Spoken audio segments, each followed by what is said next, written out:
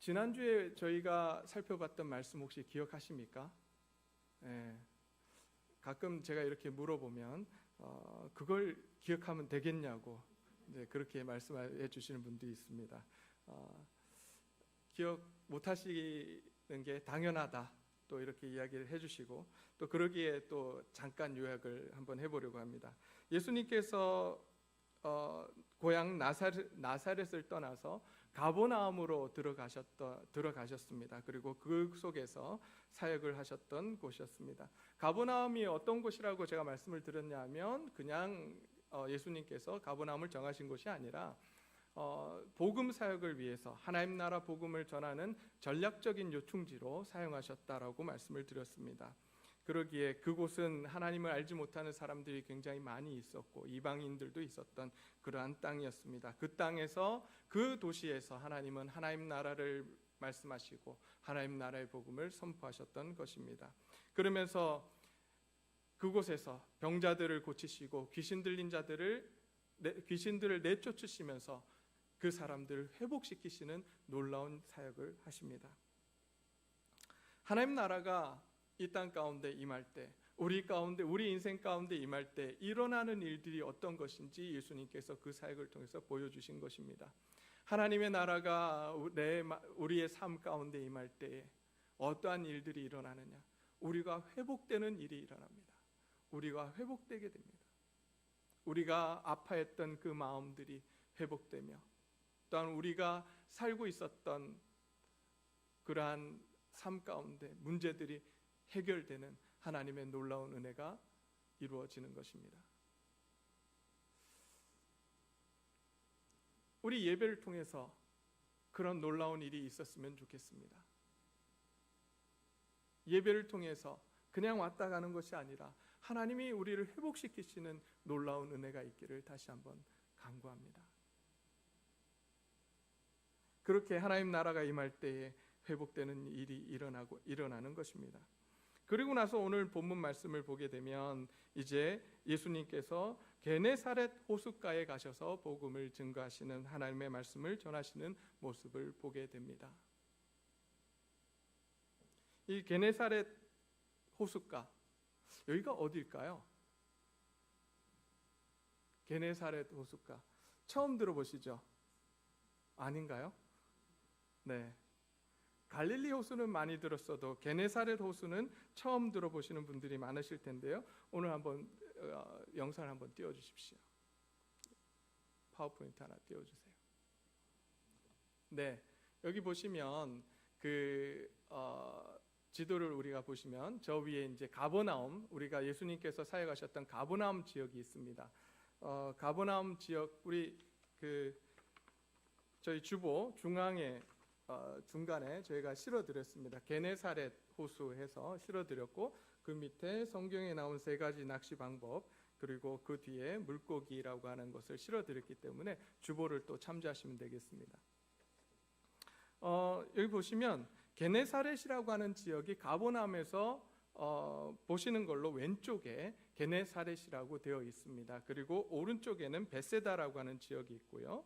그리고 이제 조금 더 밑으로 내려오면 디베랴라고 하는 지역이 보입니다. 그리고 우리가 잘 알고 있는 또 하나의 도시가 있는데 그곳이 어디냐면 저기 가나라고 하는 곳이죠. 그리고 그 가나 밑으로 내려가면 나사렛이라고 하는 동네가 있게 됩니다. 자, 그래서 사실은 지금 게네사렛 호수라고 하는 것은 어떤 곳이냐? 바로 갈릴리 호수를 이야기하고 있는 겁니다. 갈릴리 바다 혹은 갈릴리 호수라고 이야기를 하는데요. 이제 게네사렛 지역에서 바라봤을 때 그 호수를 자기의 명칭을 가지고 불렀다는 거죠. 그런데 이 게네사렛이라고 하는 이 동네는 구약에도 나옵니다. 구약에도 나오는데 어디에 나오냐면 민수기 34장 11절과 여호수아 13장 27절 보게 되면 긴네렛 바다라고 되어 있습니다. 긴네렛이라고 되어 있습니다. 그러기에 이 호수는 또한 갈릴리 호수, 또한 갈릴리 바다, 긴네렛 혹은 게네사렛 호수 이렇게 불리는 이 지역은, 이 호수는 또한 하나의 명칭이 하나 더 있었는데 그것은 무엇이냐면 디베라 호수라고도 불립니다. 요한복음에 가면 디베라 바다 이렇게 명칭을 해주고 있습니다. 근데 이 왜 호수와 바다를 혼용해서 쓰느냐? 이 호수의 크기가 우리가 생각하는 크기보다 훨씬 커요. 어느 정도냐면 제가 목회 칼럼에서 드렸지만 남북으로 위에서 아래로 남북으로 길이가 얼마냐면 21km입니다. 21km고 동서로 약 13km가 된다고 합니다. 별로 안 놀라시는 것 같은데 그럼 끝이 보일까요? 안 보일까요? 안 보여요. 그래서 이 갈릴리 지역 사람들은 이 갈릴리 호수를 뭐라고 불렀냐면 바다라고 불렀습니다. 또한 바다라고 부를 수 있었던 이유 중에 하나가 뭐냐면 제가 목회 칼럼 끝에 붙여서 말씀을 드렸지만 여름에는 주변 산지에서 밀려드는 기류가 지중해에서 불어오는 서늘한 미풍과 만나서 예기치 않은 폭풍을 일으킵니다. 그래서 보통 호수 그러면 파도가 없잖아요. 근데 여기는 파도가 있었습니다. 그래서 잘 아시다시피 예수님과 제자들이 함께 배를 타고 나갔다가 밤에 무엇을 만나죠? 풍랑을 만나고 배가 뒤집힐 것 같은 그러한 폭풍을 만나게 됩니다. 그러기에 이 사람들은 갈릴리를 호수 혹은 바다라고 불렀던 것입니다. 자, 그래서 오늘 게네사렛 그 호숫가에 서서라고 되어 있는 것은 다른 것이 아니라 갈릴리 호수이다 이렇게 보시면 되겠습니다. 갈릴리 호수. 자, 갈릴리 바닷가에 서서 예수님께서 이제 말씀을 가르치고 계십니다. 근데 말씀을 가르치시는데 여기에 지금 많은 사람들이 모여들었고 그 많은 사람들을 가르치기 위해서 예수님께서 어떻게 하셨냐면 배를 타고 잠시 뒤로 빠지십니다. 그리고 배를 탄 그곳에서 말씀을 전하시기 시작합니다. 그것이 어떤 원리인지는 모르겠지만 굉장히 잘 들렸다라고 이야기를 합니다. 실제로 약간 육지에서 떨어진 곳에서 이 육지를 향해서 있는 그 무리들을 향해서 소리를 이렇게 말을 하게 되면 굉장히 명확하게 잘 들렸다라고 합니다. 그러기에 예수님께서는 그렇게 지금 말씀을 전하고 계셨습니다. 근데 그때 그 배가 누구의 배냐? 바로 오늘 3절에 보면 시몬의 배라고 말씀을 해주고 있습니다.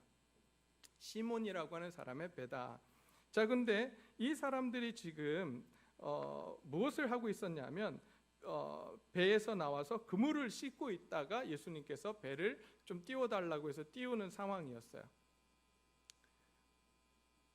그리고 그곳에서 말씀을 가르치시고 예수님께서 그 시몬에게 깊은 데로 가서 그물을 던지라고 말씀을 하십니다. 우리는 이 장면을 보게 되면 예수님께서 제자들을 처음 부르시는 모습으로 생각을 합니다. 근데 과연 예수님께서 처음 부르셨던 장면인가? 처음 불렀던 장면 혹시 기억하세요? 이 장면이 처음이라고 생각을 하시겠지만 처음 불렀던 장면을 한번 보시면 요한복음 한번 가보겠습니다. 요한복음 1장입니다.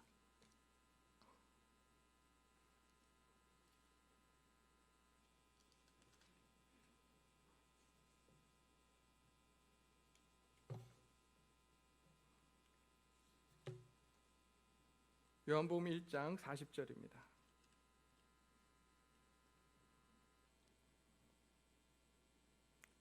자, 요한복음 1장 40절에서 42절까지의 말씀 읽겠습니다. 요한의 말을 듣고 예수를 따르는 두 사람 중 하나는 시몬 베드로의 형제 안드레라. 그가 먼저 자기 형제 시몬을 찾아가 말하되 우리가 메시아를 만났다 하고, 메시아는 번역하면 그리스도라, 데리고 예수께 오니 예수께서 보시고 이르시되 내가 요한의 아들 시몬이니 장차 게바라 하리라 하시니라. 게바는 번역하면 베드로라 라고 되어 있습니다. 이때 베드로가 예수님을 만나고 예수님의 부르심을 받습니다. 뿐만 아니라 마태복음으로 가게 되면 마태복음 4장으로 가게 되면 뭐라고 되어 있냐면 한번 찾아보실까요? 마태복음 4장입니다. 마태복음 4장 18절입니다.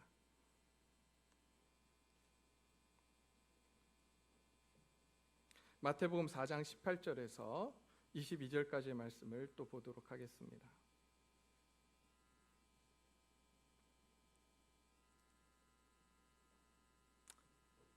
4장 18절입니다. 갈릴리 해변에 다니시다가 두 형제 곧 베드로라 하는 시몬과 그 형제 안드레가 바다에 그물을 던지는 것을 보시니 그들은 어부라 말씀하시되 나를 따라오라 내가 너희를 사람을 낚는 어부가 되게 하리라 하시니 그들이 곧 그물을 버려두고 예수를 따르니라. 거기서 더 가시다가 다른 두 형제 곧 세베대의 아들 야고보와 그 형제 요한이 그의 아버지 세베대와 함께 배에서 그물 깁는 것을 보시고 부르시니 그들이 곧 배와 아버지를 버려두고 예수를 따르니라 라고 되어 있습니다. 자, 지금 상황을 보게 되면 마태복음의 상황을 보게 되면 예수님께서 베드로와 안드레를 부르시고 또한 요한과 야고보를 부르실 때에 가르치는 장면이 아닙니다. 백성들을 가르치고 말씀을 선포하는 그러한 자리가 아니라 지금 베드로가 무엇을 하고 있었냐면 그물을 던지고 있었어요. 자, 여기서 그물을 던지다라고 하는 건 우리가 이제 그 성경에 제가 이제 주보에 넣어드렸지만 성경에서 고기 잡는 방법이 세 가지가 나옵니다. 첫 번째는 낚시하는 장면이에요. 낚시를 해서 이렇게 고기를 낚는 그러한 장면인데 그게 어디 나오냐면 그 예수님께서 세금을 낼 때에 베드로에게 요구하시죠. 가서 고기를 잡으면 그 안에서 뭐가 나올 거라고요? 그 돈이 나올 거다. 그것 가지고 성전세를 내라. 이렇게 말씀을 하십니다. 그 말씀에서 나오는 그 낚시의 장면이 뭐냐? 그 고기 잡는 방법이 뭐냐면 그냥 낚시하는 거였어요. 오늘 본문 아니고 마태복음에 나오는 이 장면은 지금 그물을 던지다는 표현을 쓰고 있습니다. 그래서 그물을 던지는 게 어떤 거냐? 바로 투망을 이야기하는 겁니다. 투망 혹시 아시나요? 저는 고기 잡는 걸 좋아해서 투망이 뭔지 압니다. 잠깐 띄워주시겠습니까? 네, 이렇게 투망을 던지는 거예요. 그래서 실제로 던져야 합니다. 던지는 이런 방법이었습니다. 그래서 베드로가 지금 투망을 던지고 고기를 잡는 장면이었습니다. 그런 속에서 예수님께서 지금 부르고 계시는 거였고요. 오늘 본문 말씀을 보게 되면 지금 뭐라고 되어 있냐면 고기 그물을 씻고 있었다. 그리고 그 다음에 예수님께서 뭐라고 하시냐면 깊은 데로 가서 그물을 내려 고기를 잡으라고 하십니다. 지금 그물을 던져 잡으라고 말씀하지 않으시고 내려 잡으라고 하시는 것으로 봐서, 그리고 지금 앞에서는 그물이라고 하는 단어가 원어에서 단수형을 쓰고 있고 지금 여기서는 그물들이라고 하는 복수형을 또 쓰고 있어요. 그래서 이런 것들을 볼 때에 지금 고기 잡는 방법도 다른 것으로 보입니다. 지금 여기서 지금 그물을 내려 고기를 잡으라고 할 때는 어떤 거였냐면 바로 삼중망이라고 하는 고기잡이 방법이에요. 그물이에요. 세 겹으로 되어 있는 망입니다. 그래서 그 고기를 잡는 그런 방법인데요. 잠깐 한번 보여주시겠습니까? 네, 이런 식으로 되어 있는, 그래서 저렇게 해서 고기를 잡는 방법이라고 합니다. 실제로 지금도 갈릴리 해변에서는 저 방법으로 고기를 잡는다고 합니다. 자, 지금 그러면 많은 것이 다릅니다. 상황이 다르고 방법이 다르고 많은 걸 다른 걸로 봐서 지금 이 사건은 앞에서 예수님께서 부르셨던 것과는 다른 또 한 번의 부르심이라고 우리가 볼 수 있는 것입니다. 자, 그렇다면 지금 이 부르심은 어떤 의미를 가질까? 우리가 여기에 대해서 한번 생각을 해보았으면 좋겠습니다. 같은 것으로 본다면 누가는 오늘 본문 말씀을 통해서 예수님의 사역 시점에 그냥 제자들을 부르시는 모습으로 우리가 바라볼 수 있고요. 또 다른 것으로 본다면 누가는 이 사건을 통해서 예수님의 제자들이 회복되는 사건으로 기록한 것으로 우리가 볼 수 있습니다. 왜 회복일까요? 한번 부르셨습니다. 불렀는데 오늘 본문 말씀을 보게 되면 제자들이 어디가 있죠? 뭐 하고 있죠? 고기 잡고 있어요. 다시 고기 잡는 데 가서 지금 있는 거예요. 그들을 다시 부르시고 그들에게 다시 사명을 주시는 이러한 모습으로 우리가 볼 수 있는 겁니다. 그렇다면 우리가 여기서 궁금한 질문이 하나 생기게 됩니다. 어떤 질문이 생길까요? 예수님의 부르심을 받고 왜 다시 고기 잡으러 갔을까요? 그죠? 분명히 예수님이 부르셔서 예수님이 부르실 때 자기 모든 것을 버려두고 예수님을 쫓았다라고 지금 말씀해 주고 있습니다. 앞에서 마태복음에서. 그런데 다시 돌아갔어요. 다시 돌아가서 그물을 던지고 고기 잡는 모습을 볼 수 있는 겁니다. 자, 어떤 분은 이렇게 이야기할 수 있습니다. 아니, 잠깐 고기 잡으러 간 것 가지고 그렇게 확대 해석할 수 있냐고. 근데 오늘 본문 말씀을 보게 되면 2절에 보게 되면 어부들은 배에서 나와서 그물을 씻는지라 이렇게 되어 있습니다. 자, 그물을 왜 씻을까요? 베드로의 그 다음 말을 보게 되면 밤새 고기를 잡았는데 하나도 못 잡았다 그랬어요. 그런데 그리고 나서 낮에 아침에 지금 그물을 씻고 있습니다. 왜 씻을까요? 내일도 고기 잡으러 가야 되니까. 그죠? 오늘 그것을 다시 정리를 해서 오늘 밤에도 다시 고기 잡으러 가겠다는 이야기를 하고 있는 겁니다. 지금 무슨 이야기를 하냐면 이들이 예수님의 부르심을 받고 예수님과 함께 하다가 다시 자기의 원래 직업이었던 그 업으로 돌아갔다라고 이야기를 해주고 있는 것입니다. 자, 그렇다면 왜 이 제자들은 예수님을 버려두고 그곳으로 갔냐는 거죠. 자기 원래 직업으로 돌아갔냐고 하는 거죠. 오늘 앞쪽에서 우리가 본문 앞에서 본 사건들을 보게 되면 예수님께서 어디를 가셨죠? 예수님께서 나사렛 고향으로 가셨습니다. 고향에서 어떤 대우를 받으십니까? 배척받으세요. 처음 예수님께서 제자들을 불렀을 때는 제자들이 굉장히 크게 기뻐했을 겁니다. 사람들이 메시아라고 이야기하고 그 예수님은 정말 놀라운 능력을 행하시는 것 같았어요. 그래서 예수님이라면 자기들이 생각했던 그러한 로마의 식민지로부터 자기네를 구원할 메시아라고 생각을 했을 겁니다. 그런데 나사렛 동네 고향으로 들어갔더니 고향에서 더 인정을 받을 것 같았는데, 그래서 정말 그 고향 사람들이 환호해 줄 것 같았는데 오히려 예수님을 보고 예수님 저 사람 사생아 아니야? 저 사람 목수잖아. 이런 이야기를 하면서 예수님을 배척하는 모습을 봤을 때 그들 마음 가운데 아마 실망감이 가득했을 겁니다. 뿐만 아니라 예수님을 따라다니면서 그들에게 주어진 한 가지 어려움이 있었을 것 같아요. 그 어려움이 뭘까요? 다시 고기 잡는 걸로 봐서 우리가 유추할 수 있는 한 가지가 있죠. 어떤 문제에 걸렸어요? 먹고 사는 문제. 먹고 사는 문제로 그들이 예수님을 다시 쫓는 일에서 다시 어부의 생활로 돌아올 수밖에 없었던 그러한 모습임을 우리는 볼 수 있습니다. 그때 예수님께서 굳이 그 게네사렛 지방으로 가셔서 베드로와 야고보와 안드레와 요한이 있는 그곳에서 사람들을 가르치시고 이제 시몬의 배, 바로 베드로의 배에 오르셔서 가르치시고 난 뒤에 베드로에게, 시몬에게 이렇게 말씀하십니다. 깊은 데로 가서 그물을 내려 고기를 잡으라. 자, 이 말씀을 들었을 때 베드로는 무슨 생각을 했을까요? 자, 이때가 지금 낮입니까 밤입니까? 낮이에요. 근데 깊은 데로 가서 그물을 내려라. 그럼 그물을 내리면 고기들이 가만히 있을까요? 고기들이, 눈먼 고기들도 있겠지만 주로 고기들 다 눈이 있습니다. 피해 다녀요. 근데 거기서 그물을 내리라고 하는 건 어부였던 자기 자신 베드로에게 납득이 되지 않는 상황이었을 거예요. 그러기에 그 다음 이렇게 이야기합니다. 시몬이 대답하여 이르되 선생님, 우리가 밤이 새도록 수고하였으되 잡은 것이 없지만은 말씀에 의지하여 내가 그물을 내리리이다. 이렇게 이야기를 합니다. 사실 이 앞에 이게 이제 믿음의 고백으로 볼 거냐 아니냐 이렇게 우리가 생각할 수 있는데요. 저는 믿음의 고백으로 보이지 않아요. 왜냐하면 지금 여기서 이제 선생님이라고 지칭을 합니다. 베드로가 예수님을 향해서 뭐라고요? 선생님. 자, 근데 이 선생님이라고 하는 단어는 랍비나 디다케라고 하는 그런 단어는 아닙니다. 이 단어는 어떤 단어냐면 군대 장관이 가지고 있는 권력을 같은 그러한 선생이라고 하는 거예요. 권력이 있는 사람, 이렇게 지금 부르고 있는 거예요. 자, 그러면서 하는 이야기가 뭡니까?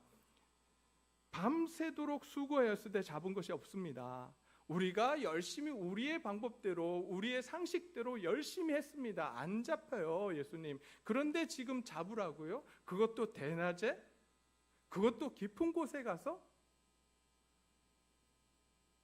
근데 말이 안 되는데 그래도 예수님께서 거기서 잡으라고 하니 한번 그물을 내려보겠습니다. 이렇게 이야기를 하는 것입니다.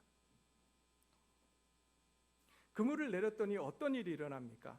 오늘 본문 6절에 보니까 그렇게 하니 고기를 잡은 것이 심히 많아 그물이 찢어지는지라 라고 말씀하고 있습니다. 그물이 찢어지기 시작합니다. 그러자 베드로가 다른 배에 있던 요한과 야고보를 부릅니다. 그리고 빨리 오라고, 그리고 그 그물을 올려서 배에다가 고기들을 실었는데 어떤 일이 일어났어요? 두 배가 가득 차게 됐는데, 가득 차서 어떻게 됐어요? 잠기게 되었더라.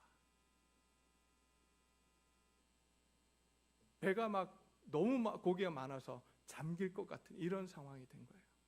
그러자 이 베드로가 예수님의 무릎 아래 엎드립니다.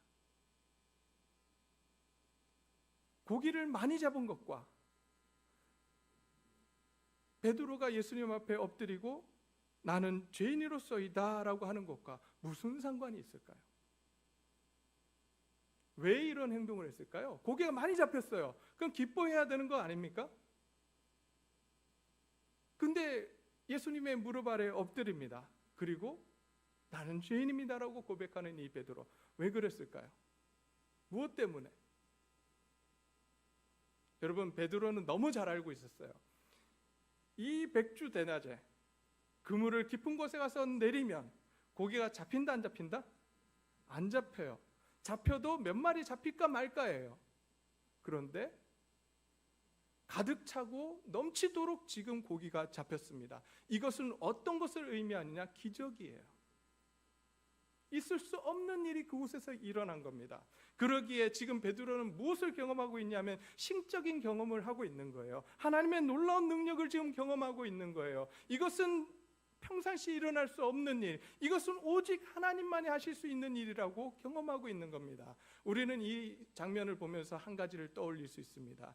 이사야서에서 이사야 6장에 가면 이사야가 하나님을 만나고 그 앞에 엎드려지게 됩니다. 나는 죄인입니다 라고 하는 고백을 우리가 거기서 볼 수 있습니다.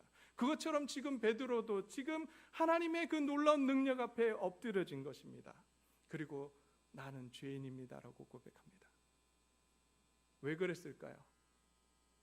하나님을 만났으니 자기 자신을 보게 된 거죠. 자기를 하나님 예수님께서 부르셨는데, 부르셔서 사람을 낚는 어부로 만드시겠다라고 부르셨는데 그 부르심에 응답하지 않고 이들이 무엇을 찾아 떠났죠? 자기들의 삶을 찾아 떠납니다.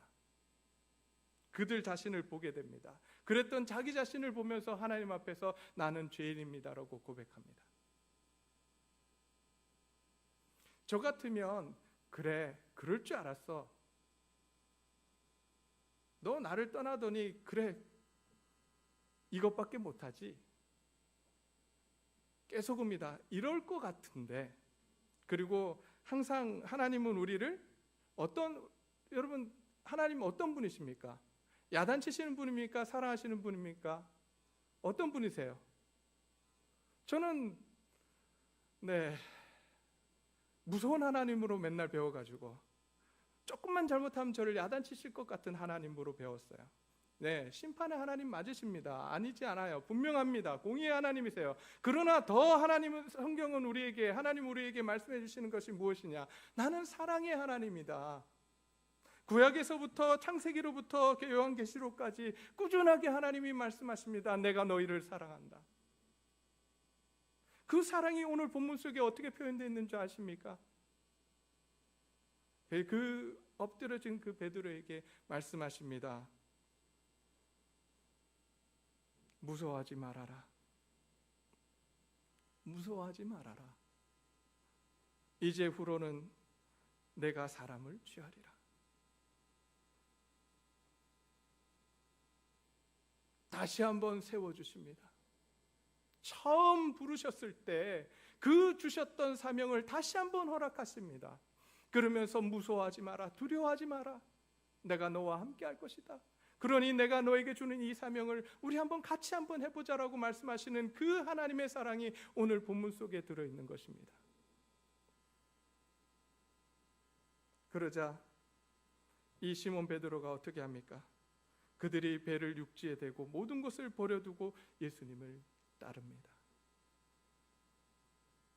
자, 지금이 몇 번째 부르심이에요? 두 번째 부르심이에요. 그러면 이제 베드로가 예수님 안 버렸을까요? 버렸을까요? 안 버렸을까요?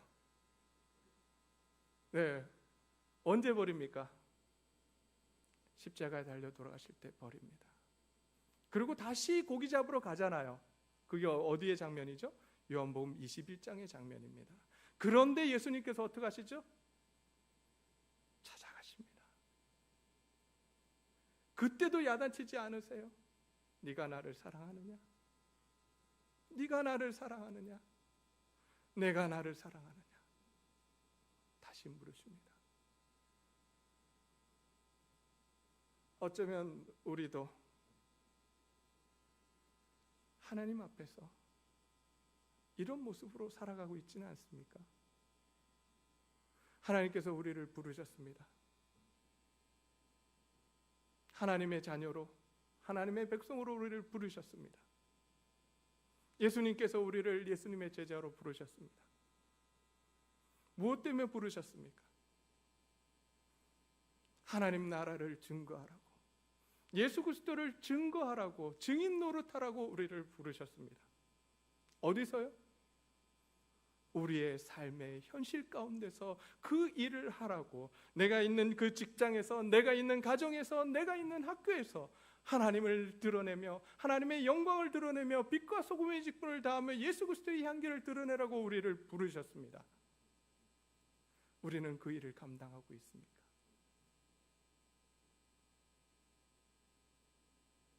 제자들처럼 우리의 삶의 무게에 눌려서 예수님은 온데간데 없고 하나님의 영광은 온데간데 없고 내 삶을 위해서만 살아가고 있는 우리의 모습은 아닙니까?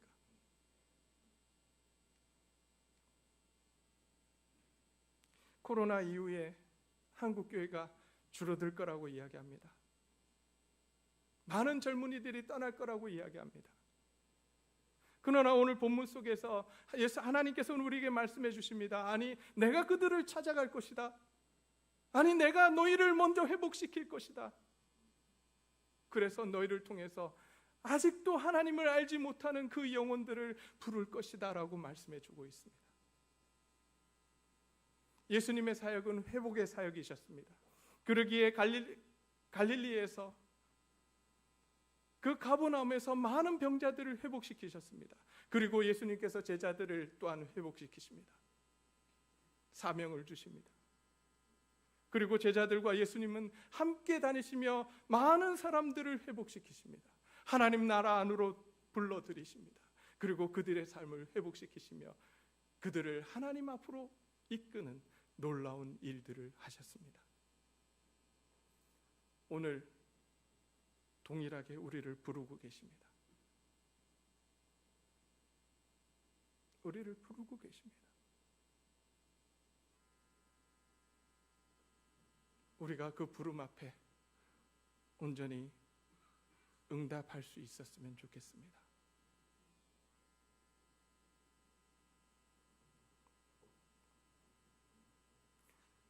그 부르심 앞에 우리의 삶의 무게들을 주님 앞에 내려놓고 주님이 주시는 그 능력 앞에 우리가 엎드려 기도했으면 좋겠습니다.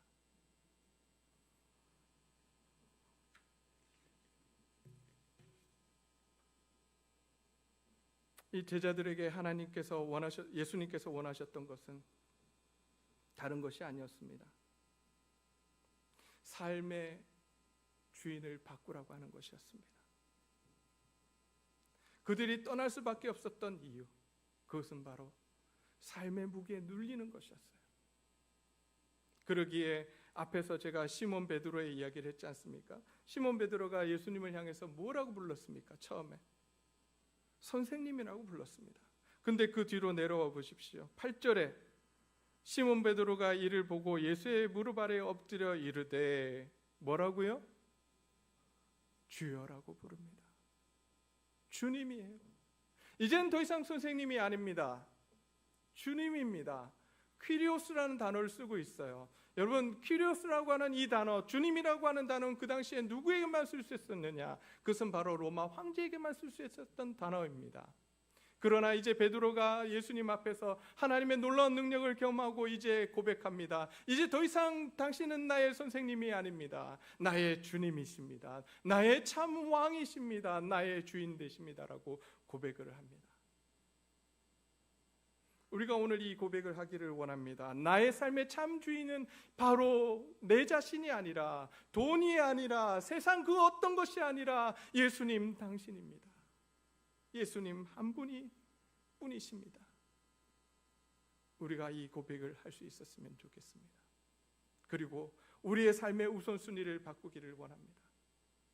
그동안 내 삶을 위해서 살아왔다면 이제 예수님께서 가르쳐 주셨던 그 말씀을 따라서 너희는 먼저 그의 나라와 그의 의를 구하는 그러한 삶을 살아가는 저와 여러분들의 삶이 되시기를 소원합니다. 오늘 우리가 그렇게 하나님 앞에서 고백할 때에 하나님께서 우리의 삶을 붙들어 주실 겁니다. 우리의 삶을 회복시켜 주실 것입니다. 그래서 우리의 삶, 회복된 우리의 삶을 통해서 아직도 하나님을 모르고 아직도 회복되지 못한 그 영혼들을 하나님 앞으로 돌아오게 하는 놀라운 일을 이루어 가실 줄 믿습니다. 이 시간 우리 그것을 위해서 함께 고백하기를 원합니다. 주님 다시 오실 때까지 우리 찬양할 텐데요. 주님 다시 오실 때까지 나는 이 길을 가리라. 좁은 문 좁은 길 나의 십자가 지고 나의 가는 이 길 끝에서 나는 주님을 보리라. 영광의 내 주님 나를 맞아주시네. 우리가 이 주님을 바라보면서 우리 일주일의 삶을 살아가기를 소원합니다. 우리 함께 고백하시겠습니다.